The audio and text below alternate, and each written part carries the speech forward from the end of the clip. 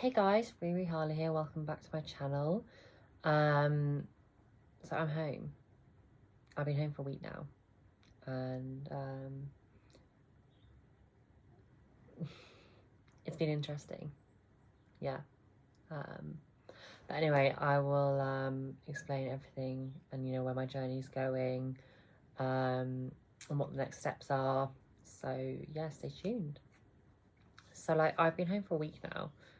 And I know I said I was going to upload a bit more regularly, and I'd planned on it, but things at home have been interesting, so it's been a bit more difficult for me to upload because I just haven't felt it. I came up hospital in a lot of pain, and that's just stayed with me. Even though I'm on some very strong opioids, it's not going. So that's why I'm in bed with a pregnancy pillow behind me, because yeah, it's even sitting up, I'm not even sat up fully now, it's where it just hurts, my pelvis is on fire. And I didn't realise I just fractured it in 3 separate places. I just thought I fractured the sacrum, but no, I fractured it in 3 separate places, which was news. But anyway, my parents have been absolutely wonderful. There's been some fights, and most of the time it's my fault, and I'll own up to it, because I've just been demanding. I expected to come home and to have everything as it was, be able to walk up the stairs like I've been taught. In the hospital they taught me how to walk upstairs with crutches, and I thought I'd be able to do that. No, I can't. I live in a very old house, and one end of the house is my end is it's very narrow. The stairs and the stairs are very narrow and short, and it's just too dangerous. So I knew that my bed had been put downstairs in the lounge, in one of the lounges, and that's fine, but I just wanted to be able to walk upstairs and go and look at my shoes, or go and look at my makeup and play with my makeup upstairs, and do glam upstairs and do all these things, and it's just not been possible.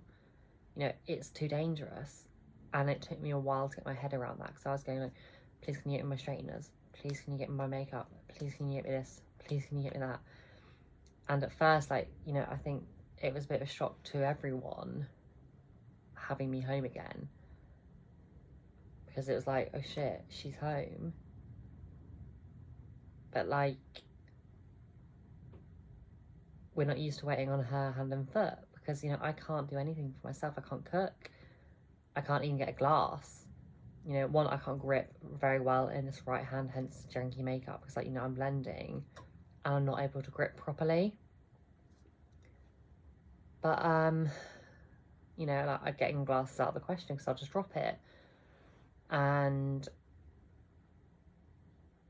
yeah, it's weird.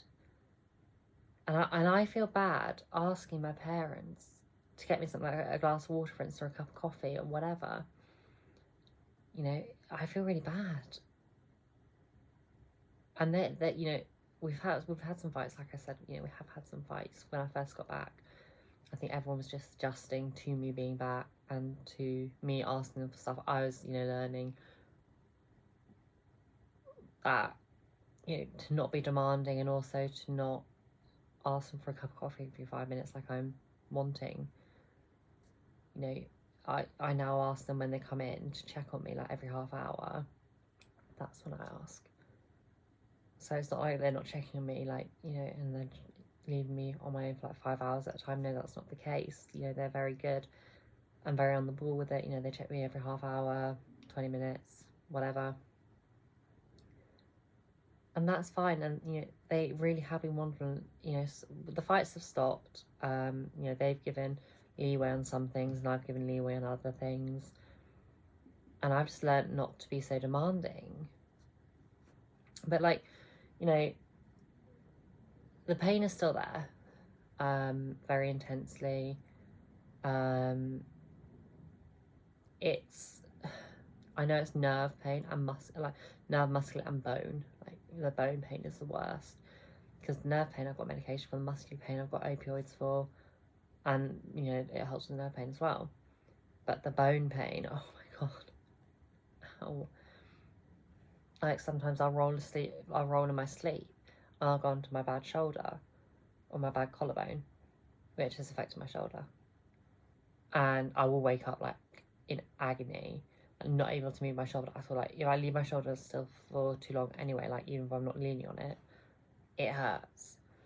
And it's the same with my wrist. You know, I'll go to the toilet in the middle of the night, and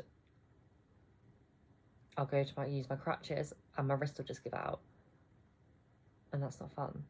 Like that's really not fun.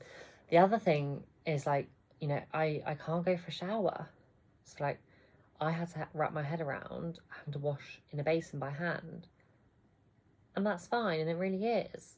But like I just expected that, like, you know, I was having showers in hospital, you know, like doing my hair, and it's just, all of it's not possible.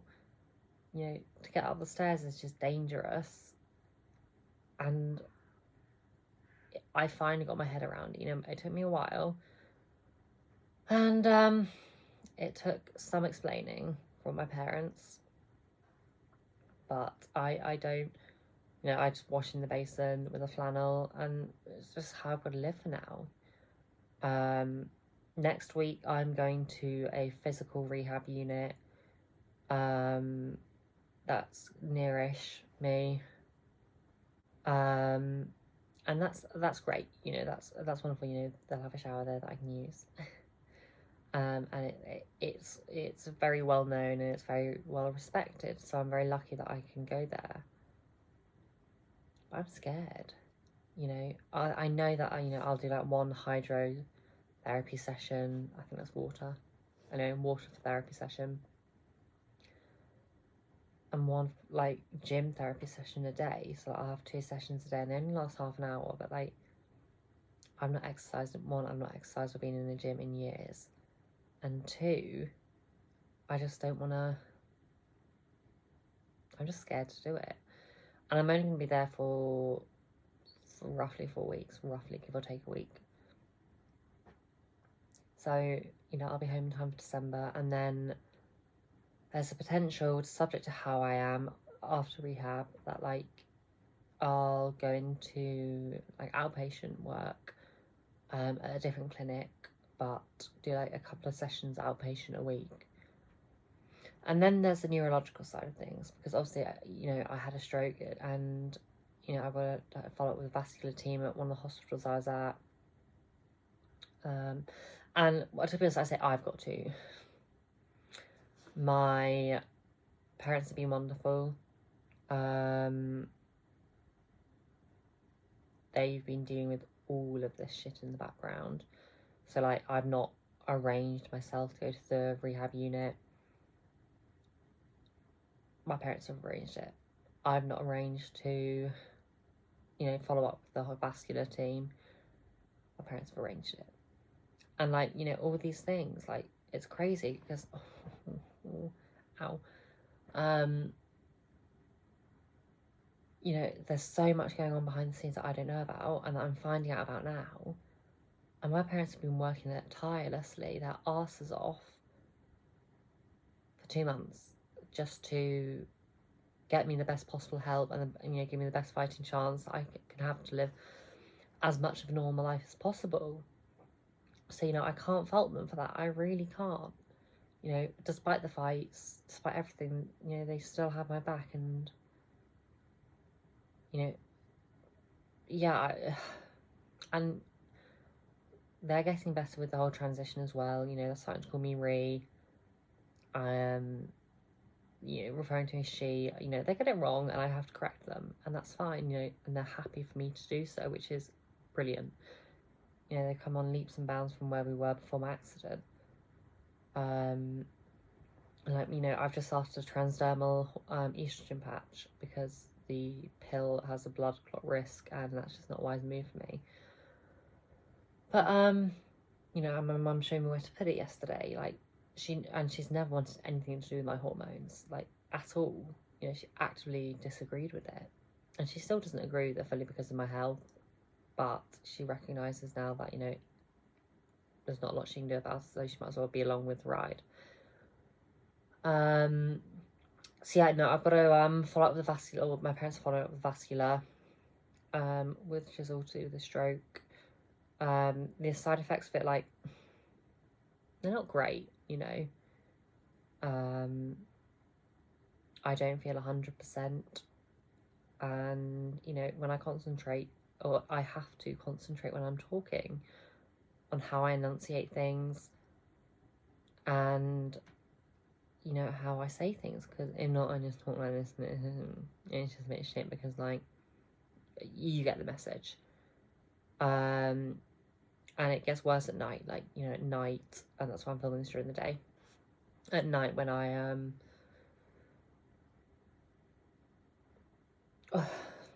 when I'm tired, it's more when I'm tired and I'm run down, my voice starts to go, because I lose the concentration because I'm tired. But that's okay. You know, I think it's just like, it's vocal training.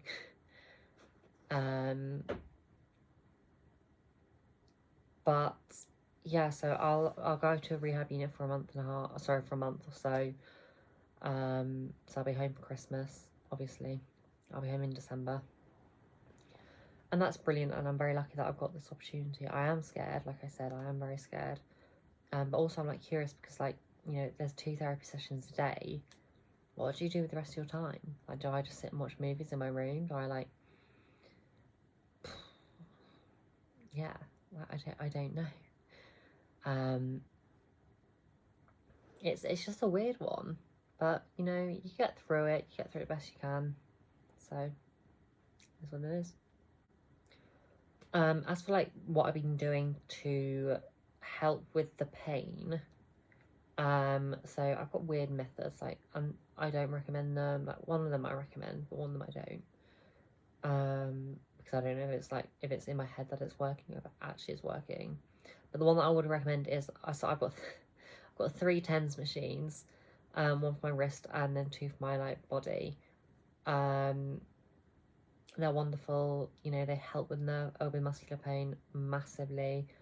And even, like, with some of the bone pain, like, they don't, I say massively, they don't eradicate the pain by any stretch of the imagination. They just make it a bit more tolerable to sit with it. You know, I'm still in a hell of a lot of pain. But it just makes it a little bit more bearable. Just a little bit, like 10% more bearable. And, you know, anything that makes any difference is a win to me. Because, you know, I was on a shit ton of opioids before and they did nothing. And it was only when I was on, like, morphine and ketamine and fentanyl and ketamine, like ketamine mainly, that did something. And I had like no pain for like 2 days, and then it was like, oh, you come with fentanyl, and I was like, oh shit. But the other one is, like, I can't get it out now because but I have canisters of oxygen from a company called Pro Oxygen, and, like, a little gas mask, a little, like, mask for the oxygen to come into. And whenever, like, I'm really hurting and I just need, I can feel it, like, I need more oxygen to my muscles, I use the gas canister, like, and I only use it twice, like, or 3 times. Like, I press it, like,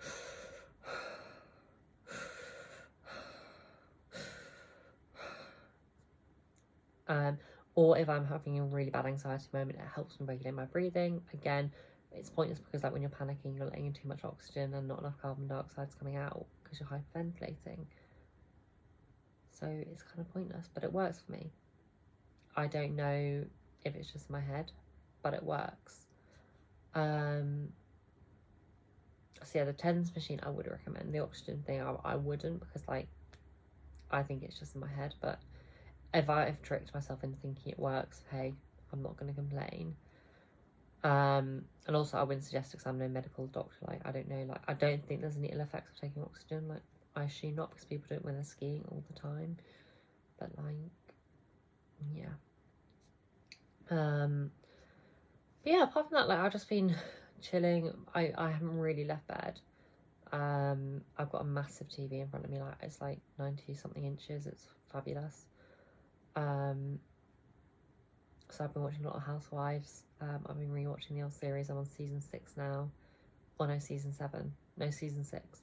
Season 6. And I've just been like vegetating, you know.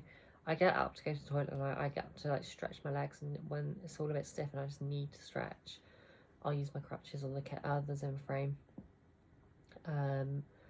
But yeah, it's all just very boring, and I wish I had more that I could bring you guys. Like, I want to, and I'm gonna have to speak to the team at the rehab clinic before I do so. But I want to film some like my journey in the rehab clinic and how I'm doing, you know, because at the minute I can only weight bear on one leg, and the other leg I can only do like 10 to 15%, I think. So barely anything. Like, it's literally like it's a like little tap, and that's what I can do. But that's fine, you know, it's better than nothing. And then come next Wednesday, I'll be able to weight bear fully on both legs.